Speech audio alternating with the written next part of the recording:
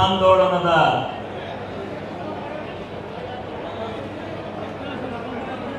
BJP ಮತ್ತು JDS ಪಕ್ಷದವರಿಗೆ ತಿರುಗೇಟು ನೀಡತಕ್ಕಂಥ ಅವರು ಮಾಡ್ತಾ ಇರತಕ್ಕಂಥ ಸುಳ್ಳಿನ ಕಂತೆಯನ್ನು ಇಟ್ಕೊಂಡು ಕರ್ನಾಟಕ ರಾಜ್ಯದ ಜನರಿಗೆ ಏನು ಮೋಸ ಮಾಡಲಿಕ್ಕೆ ಹೊಂಟಿದ್ದಾರೆ ಅದಕ್ಕೆ ಉತ್ತರವನ್ನು ಕೊಡ್ತಕ್ಕಂಥ ನಿಟ್ಟಿನಲ್ಲಿ ಅವರೇನು ಪಾದಯಾತ್ರೆಯನ್ನು ಮಾಡ್ತಾ ಇದ್ದಾರೆ ಅದಕ್ಕೆ ಪ್ರತ್ಯುತ್ತರವನ್ನು ಕೊಡ್ತಕ್ಕಂಥ ನಿಟ್ಟಿನಲ್ಲಿ ಇವತ್ತು 3ನೇ ಸಭೆಯನ್ನ ಚನ್ನಪಟ್ಟಣದಲ್ಲಿ ಏರ್ಪಾಡು ಮಾಡಿರ್ತಕ್ಕಂಥ ಈ ಸಭೆಯಲ್ಲಿ ಕಾಂಗ್ರೆಸ್ ಮತ್ತು ಜೆಡಿಎಸ್ನವರಿಗೆ ಉತ್ತರವನ್ನ ಕೊಡ್ತಕ್ಕಂಥ ನಿಟ್ಟಿನಲ್ಲಿ ಆಯೋಜನೆಗೊಂಡಿರ್ತಕ್ಕಂಥ ಈ ಸಭೆಯಲ್ಲಿ ಭಾಗವಹಿಸಿರ್ತಕ್ಕಂಥ ಈ ರಾಜ್ಯದ ಗೃಹ ಮಂತ್ರಿಗಳಾದ ಜಿ ಪರಮೇಶ್ವರ ಸಾಹೇಬ್ರವರೇ, ಜಾರ್ಜ್ ಸಾಹೇಬ್ರವರೇ, ರೇವಣ್ಣವರೇ, ಪುಟ್ಟಣ್ಣವರೇ, ಬಾಲಕೃಷ್ಣರವರೇ, ಇನ್ನು ಕಾಂಗ್ರೆಸ್ ಪಕ್ಷದ ಶಾಸಕರಾದ ಕುಣಗಲ್ ಶಾಸಕರಾದ ರಂಗನಾಥ್ರವರೇ, ಎಲ್ಲ ಶಾಸಕ ಮಿತ್ರರೇ ಮತ್ತು ಎಲ್ಲ ನನ್ನ ಕಾಂಗ್ರೆಸ್ ಪಕ್ಷದ ಎಲ್ಲ ನನ್ನ ಮುಖಂಡರೇ, ಬಂಧುಗಳೇ, ಮಾಜಿ ಹಾಲಿ ಎಲ್ಲ ಶಾಸಕರೇ, ಇಲ್ಲಿ ನೆರೆದಿರ್ತಕ್ಕಂಥ ಎಲ್ಲ ನನ್ನ ಆತ್ಮೀಯ ಬಂಧುಗಳೇ, ಇವತ್ತು ನಾವು ಇಲ್ಲಿ ಸೇರಿರ್ತಕ್ಕಂಥದ್ದು ಯಾವ ಕೆಟ್ಟ ಸಂಪ್ರದಾಯವನ್ನ ಈ ರಾಜ್ಯದ ರಾಜಕಾರಣದಲ್ಲಿ ಹುಟ್ಟಾಕ್ತಾ ಇದೆ. ಕಾಂಗ್ರೆಸ್ ಮತ್ತು ಜೆಡಿಎಸ್ ಅಪವಿತ್ರವಾದಂತಹ ಮೈತ್ರಿಯನ್ನು ಮಾಡಿಕೊಂಡು ಅಪವಿತ್ರವಾಗಿರ್ತಕ್ಕಂಥ ಸಿದ್ಧಾಂತವನ್ನು ಇಟ್ಕೊಂಡು ಪವಿತ್ರವಾಗಿರ್ತಕ್ಕಂಥ ಈ ರಾಜ್ಯದ ಮುಖ್ಯಮಂತ್ರಿಗಳಾದಂತಹ ಸಿದ್ದರಾಮಯ್ಯನವರಿಗೆ ಮತ್ತು ಜೆಡಿಎಸ್ ಪಕ್ಷಕ್ಕೆ ಜೆಡಿಎಸ್ ಪಕ್ಷದ ಸಿದ್ಧಾಂತವನ್ನು ಮರೆತು ಜಾತ್ಯತೀತ ಜನತಾದಳ ಅಂತೇಳಿ ಹೆಸರಿಟ್ಟನ್ನು ಇವತ್ತು ಕೋಮುವಾದಿ ಪಕ್ಷದ ಜೊತೆ ಕೈಜೋಡಿಸಿ ತಮ್ಮ ರಾಜಕೀಯ ಸ್ಥಿರತೆಯನ್ನು ಕಂಡುಹಿಡಿಕೊಳ್ಳಲಿಕ್ಕೆ ತಮ್ಮ ಸಿದ್ಧಾಂತವನ್ನೇ ಮರೆತು ಹೋಗಿ ಇವತ್ತು ಏನು ಅವರ ಪಾದದಲ್ಲಿ ಬಿಜೆಪಿಯವರ ಪಾದದಲ್ಲಿ ನಿಂತಿದ್ದಾರೆ ಜೆಡಿಎಸ್ನವರು. ಅವರು ಇವತ್ತಿನ ದಿವಸ ಅವರ ಜೊತೆ ಕೈ ಜೋಡಿಸಿ ಸಿದ್ಧಾಂತವನ್ನು ಮರೆತಿದ್ದಾರೆ. ಅದರ ಜೊತೆಯಲ್ಲಿ ಸಿದ್ದರಾಮಯ್ಯನವರಿಗೆ ಕಳಂಕವನ್ನು ತರಬೇಕು. ಸಿದ್ದರಾಮಯ್ಯ ಮತ್ತು ಡಿ.ಕೆ. ಶಿವಕುಮಾರ್ ಅವರ, ಪರಮೇಶ್ವರ್ ಅವರ ಇಂಥ ಎಲ್ಲ ಅಧೀನದ ಮಹಾರಥರ ನೇತೃತ್ವದಲ್ಲಿ ನಡೀತಾ ಇರ್ತಕ್ಕಂಥ ಈ ಒಂದು ಸರ್ಕಾರಕ್ಕೆ ಕಪ್ಪು ಮಸಿಯನ್ನು ಬೆಳೆಯಬೇಕು. ತಮ್ಮ ರಾಜಕೀಯ ಜೀವನದಲ್ಲಿ ಏನು ಸ್ವಚ್ಛತೆಯನ್ನು ಇಟ್ಕೊಂಡು ಪ್ರಾಮಾಣಿಕವಾದಂತಹ ರಾಜಕಾರಣವನ್ನು ಮಾಡಿಕೊಂಡು ಸಿದ್ದರಾಮಯ್ಯನವರು ಬಂದಿದ್ದಾರೆ. ಅವರ ಮಸಿ ಬೆಳೆಯಬೇಕು ಅಂತಕ್ಕಂಥ ದೃಷ್ಟಿಯಿಂದ ಅವರ ಮುಖಕ್ಕೆ ಈ ಕೆಟ್ಟ ಪ್ರವೃತ್ತಿಯ ನಾಟಕದ ವ್ಯವಸ್ಥೆಯನ್ನು ಮಾಡ್ತಾ ಇದ್ದಾರೆ. ಅದಕ್ಕೆ ಉತ್ತರವನ್ನು ನಾವು ಕೊಡಲಿಕ್ಕೆ ಇಲ್ಲಿ ಬಂದಿದ್ದೇವೆ. ಇದೀಗ ನಿಲ್ಲಲಿಲ್ಲ. ಮೈಸೂರಿಗೆ ಹೋಗುವವರೆಗೂ ಇದೇ ರೀತಿ ಸಭೆಗಳು ನಡೆಯುತ್ತೆ. ಅವರಿಗೆ ನಾವು ಈ ವೇದಿಕೆ ಮುಖಾಂತರ ಕೇಳ್ತಾ ಇದ್ದೇವೆ, ನಾವು ಇಲ್ಲೇನು ಆಪಾದನೆಯನ್ನು ಮಾಡ್ತೇವೆ. ಬಿಜೆಪಿಯವರೇ, ಕಾಂಗ್ರೆಸ್ನವರೇ, ನಿಮಗೆ ತಾಕತ್ತಿದ್ರೆ, ನಿಮಗೆ ಮಾನ ಮರ್ಯಾದೆ ಇದ್ರೆ, ನಿಮಗೆ ತಾಕತ್ತು ಮಾನ ಮರ್ಯಾದೆ ಇದ್ರೆ ಬಿಜೆಪಿ ಮತ್ತು ಜೆಡಿಎಸ್ನವರಿಗೆ ಗೌರವ ಇದ್ರೆ ದಯಮಾಡಿ ನಮಗೆ ಉತ್ತರವನ್ನು ಕೊಡಿ. ಉತ್ತರವನ್ನು ನಾಳೆ ಇಲ್ಲಿ ಬರ್ತೀರಿ. ಬಂದಂತ ಸಂದರ್ಭದಲ್ಲಿ ಉತ್ತರವನ್ನ ಈ ತಾಲೂಕಿನ ಜನತೆಗೆ ಕೊಟ್ಟು ಮುಂದೆ ಹೋಗಬೇಕು. ಇದನ್ನ ಸಾರಿ ನಾನು ತಪ್ಪಿ ಕಾಂಗ್ರೆಸ್ ಸರ್ಕಾರಕ್ಕೆ ಕ್ಷಮೆಯಾಚನೆಯನ್ನು ಮಾಡ್ತೇನೆ. ಅದರ ಜೊತೆಗೆ ಇವತ್ತು ಏನು ನೀವು ಮೂಡಾದ ಹಗರಣವನ್ನು ಎತ್ಕೊಂಡು ಹೊರಟಿದ್ದೇವೆ, ಆ ಮೂಡಾದ ಹಗರಣದಲ್ಲಿ ಸಿದ್ದರಾಮಣ್ಣವರ ಒಂದೇ ಒಂದು ತಪ್ಪು, ಒಂದು ಸೂಜಿ ಮನವಷ್ಟಿದ್ರು ಯಾವ ಅಬ್ರಾಹಂರವರ ಹೆಸರಿನಲ್ಲಿ ರಾಜ್ಯಪಾಲರಿಂದ ಷಂಡ ತಂತ್ರವನ್ನು ಉಪಯೋಗಿಸಿ ಈ ಸರ್ಕಾರಕ್ಕೆ ಮತ್ತು ಸಿದ್ದರಾಮಣ್ಣವರಿಗೆ ಮಸಿಬಳಿಯಂತಕ್ಕಂಥ ಕೆಲಸವನ್ನು ಮಾಡಲಿಕ್ಕೆ ಹೊಂಟಿದ್ದಾರೆ. ಅವರು ಮೊನ್ನೆ ದಿವಸ ಯಾವುದೋ ಒಂದು ವೇದಿಕೆಯಲ್ಲಿ ಹೇಳ್ತಾ ಇದ್ರು, ಎಲ್ಲ ನಮ್ಮ ನಾಯಕರನ್ನ ಚರ್ಚೆಗೆ ಕರೀತಾ ಇದ್ರು, DCM ಸಾಹೇಬರನ್ನ ಮತ್ತೆ ಎಲ್ಲರನ್ನು. ಅವ್ರು ಯಾರು ಬೇಡ ನಮ್ಮ ನಾಯಕರು. ಒಬ್ಬರವರೇ, ನಿಮಗೆ ತಾಕತ್ತಿದ್ರೆ ಯಾವ ವೇದಿಕೆಗೆ ನೀವು ಬರ್ತೀರಿ, ನಿಮಗೆ ತಾಕತ್ತಿದ್ರೆ ಬನ್ನಿ. ಒಂದೇ ಒಂದು ಆಪಾದನೆಯನ್ನ ಸಿದ್ದರಾಮಣ್ಣವರ ಮೇಲೆ ಪ್ರೂವ್ ಮಾಡಿದ್ರೆ ನೀವು ಹೇಳಿದ್ದಕ್ಕೆ ನಾನು ಶರಣಾಗ್ತೇನೆ. ನನಗೆ ಗೊತ್ತಿದೆ, ಆ ಕಂಪ್ಲೀಟ್ ಆ ಮೂಡ ಹಗರಣವನ್ನ ಸಂಪೂರ್ಣವಾಗಿ ಓದಿದ್ದೇನೆ. ಓದಿ ಎಲ್ಲ ಕಾನೂನಿನ ಅಂಶಗಳನ್ನು ತಿಳ್ಕೊಂಡಿದ್ದೇನೆ, ಸತ್ಯಾಸತ್ಯತೆಯನ್ನು ತಿಳ್ಕೊಂಡಿದ್ದೇನೆ. ನೀನು ನಾನು ಬರೆಯುವಂತ ಸವಾಲನ್ನ ಈ ವೇದಿಕೆ ಮುಖಾಂತರ ನಾನು ಕೊಡ್ತಾ ಇದ್ದೇನೆ.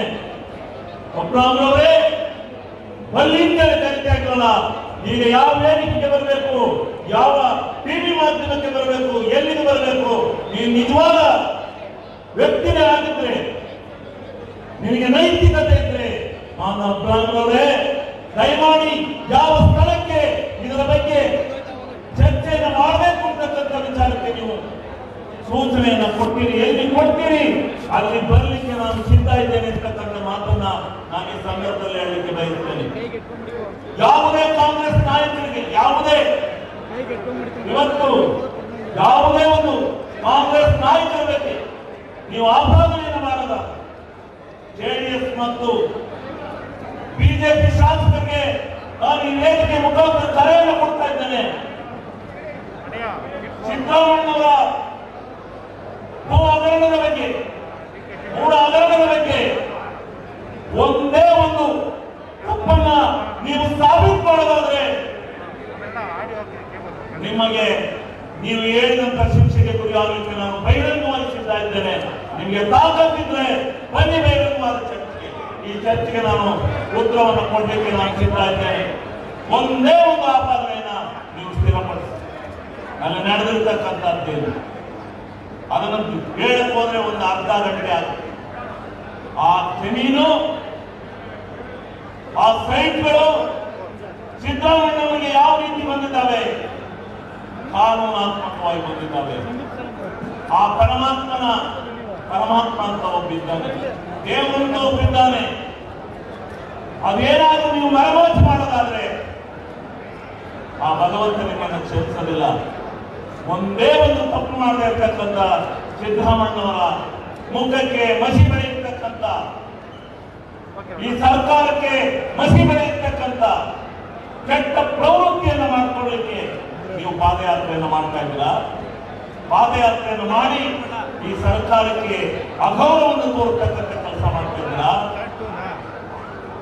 ನಾನು ನಿಮಗೆ ಒಂದು ಸವಾಲನ್ನು ಹಾಕ್ತೇನೆ. JDS ಮತ್ತು ಬಿಜೆಪಿ ಅವರಿಗೆ ಒಂದು ಸವಾಲನ್ನು ಹಾಕ್ತೇನೆ. ನಿಮ್ಮ ಬೊಮ್ಮಾಯಿಯವರ 4 ವರ್ಷದ ಆಡಳಿತದಲ್ಲಿ ಏನು 18 ಪ್ರಕರಣಗಳಿದೆ, 18 ಪ್ರಕರಣಗಳನ್ನ ಮಾಡಿ ಏನು ಆಧಾರಿತರಾಗಿದ್ದೀರಿ. ಅದರಲ್ಲಿ ನಾನು ವಿಧಾನಸಭೆಯಲ್ಲಿ 8 ದಿವಸ ಕಾದೆ ನೇಮ 62ರಲ್ಲಿ ಚರ್ಚೆ ಮಾಡಲಿಕ್ಕೆ ದಿವಂಗತ ದೇವರಾಜು ಅರಸರವರ ಟರ್ಮಿನಲ್ ಒಂದು ಸಂಸ್ಥೆ ಏನಿದೆ, ಆ ಸಂಸ್ಥೆಯಲ್ಲಿ ಏನು ನೀವು 47 ಕೋಟಿ ಹಣವನ್ನು ನುಂಗಿ ನೀರು ಕುಡಿದಿದ್ದೀರಿ. ಆ ನುಂಗಿ ನೀರು ಕುಡಿದು ಇವತ್ತು ನಿಮ್ಮ ಬಿಜೆಪಿಯ ಅಧ್ಯಕ್ಷ ವೀರಯ್ಯನವರು ಇವತ್ತು ಜೈಲಿನಲ್ಲಿದ್ದಾರೆ. ಅವರ ಹೆಸರಿಗೆ 3.5 ಕೋಟಿ ರೂಪಾಯಿಗಳ ಹಣವನ್ನು ಹಾಕಿಸಿಕೊಂಡಿದ್ದಾರೆ.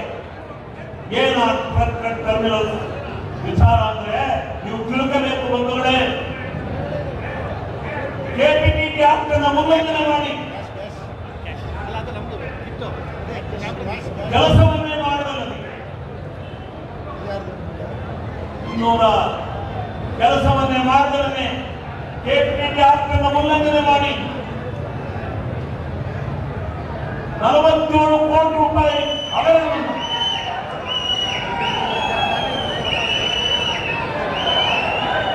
45 ಕೋಟಿ ರೂಪಾಯಿ 47 ಕೋಟಿ ರೂಪಾಯಿ ಹಗರಣವನ್ನು ಮಾಡಿ 3 ಕಂಪನಿಗಳಿಗೆ ಹಣವನ್ನು ವರ್ಗಾವಣೆ ಮಾಡಿ ಸ್ಪೀಕರ್ ಬತಾದೇನಾ ಅವರಿಂದ ಕಿಕ್ ಬ್ಯಾಕ್ ತಗೊಂಡು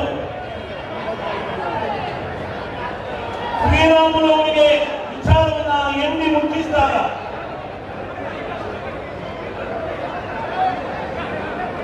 ಶ್ರೀರಾಮುಲು ಅವರಿಗೆ ಅಂದಿನ ಸಾರಿಗೆ ಸಚಿವರಿಗೆ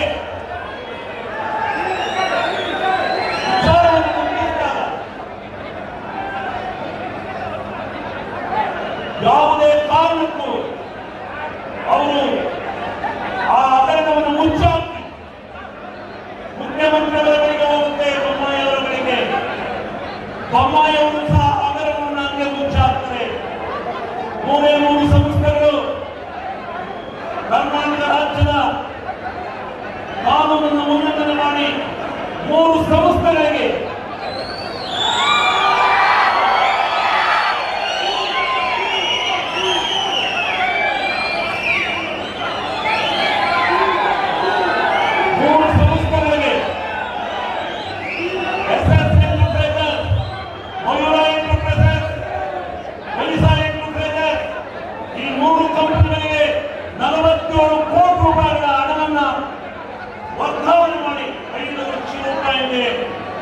ಆ ಕಾಮಗಾರಿಗಳನ್ನು ತೆಗೆದುಕೊಳ್ತೇನೆ ಅಂತೇಳಿ ರೆಸಲ್ಯೂಷನ್ ಮಾಡಿ ಕೆಪಿಟಿ ಆಕ್ಟ್ ಉಲ್ಲಂಘನೆ ಮಾಡಿ ಇವತ್ತು 3 ಕಂಪನಿಗಳಿಗೆ ಹಣವನ್ನು ಕೊಟ್ಟು 47 ಕೋಟಿ ಹೊಡೆದು ಶ್ರೀರಾಮುಲು ಬೊಮ್ಮಾಯಿ ಅವರು ಜಾಮೀನಾಗಿ ಅವತ್ತು ಹಗರಣವನ್ನು ಮುಚ್ಚಾಕಿದ್ದೀರಿ. ಹಗರಣವನ್ನು ನೀವು ತನಿಖೆಗೆ ಯಾಕೆ ಒತ್ತು ಕೊಡಲಿಲ್ಲ? ಹಗರಣವನ್ನು ಮುಚ್ಚಾಕಿ ಇವತ್ತು ಹೊಸದಾಗಿ ಬಂದಂತ ಎಂಡಿ ಎಫ್ಐಆರ್ ಹಾಕಿ ಇವತ್ತು ಅಧ್ಯಕ್ಷರಾದ ಅಂದಿನ ಬಿಜೆಪಿ ಸರ್ಕಾರದಲ್ಲಿ ಅಧ್ಯಕ್ಷರಾಗಿದ್ದಂತ ವೀರಯ್ಯನವರು ಇವತ್ತು ಜೈಲಿನಲ್ಲಿರ್ತಕ್ಕಂಥದ್ದು ಸುಳ್ಳ? ಇವತ್ತು ಜೈಲಿನಲ್ಲಿರುವೆ ಜೈಲಿನಲ್ಲಿ ಇದ್ದು ಇವತ್ತು ಆ ಹಗರಣವನ್ನು ಯಾಕೆ ನೀವು ಎತ್ಕೊಂಡಿಲ್ಲ? ಆ ಹಗರಣವನ್ನು ಮುಚ್ಚಾಕಿದ್ದೀರಿ, ಬಿಡೋದಿಲ್ಲ. ಸಿದ್ದರಾಮಯ್ಯ ಮತ್ತು ಡಿಕೆಶಿ ಅವರ ಡಿಕೆ ಶಿವಕುಮಾರ್ ಸಾಹೇಬ್ ಅವರ ನೇತೃತ್ವದಲ್ಲಿರ್ತಕ್ಕಂಥ ಸರ್ಕಾರ ಮುಂದಿನ ದಿನಗಳಲ್ಲಿ ಅದನ್ನು ತನಿಖೆ ಮಾಡಿ ಏನು ಯಾವ ಶ್ರೀರಾಮುಲು ಮತ್ತು